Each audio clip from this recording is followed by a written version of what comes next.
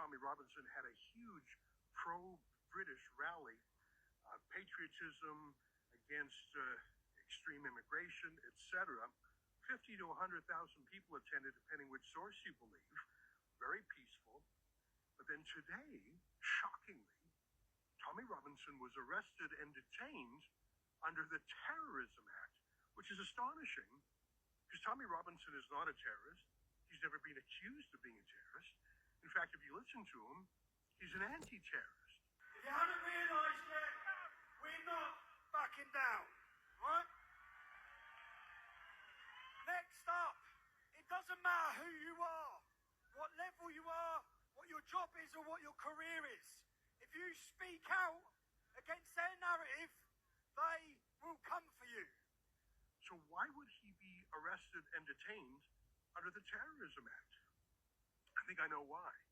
If you look at Schedule 7 of the Terrorism Act of 2000 in the UK, it allows police to sweep up someone, detain them without charges, ask them questions that they cannot refuse to answer. Normally, when police arrest you, you have the right to remain silent. Not so under the Terrorism Act.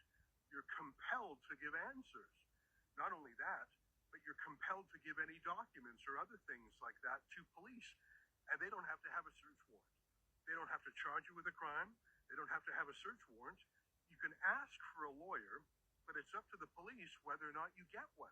In fact, Schedule 7 specifically allows police to refuse to get you a lawyer for a period of time. Now, why would such an astonishing law be on the books?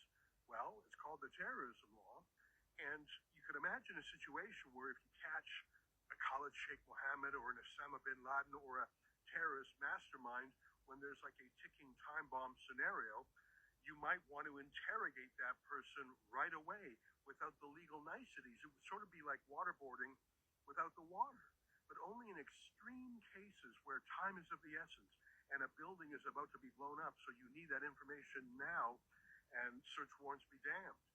But that doesn't apply to Tommy Robinson. Like I say, he's never been accused of or convicted of terrorism in his life. He just had the most peaceful rally that downtown London has seen in memory, compared to, say, the weekly pro-Hamas hate marches in that city.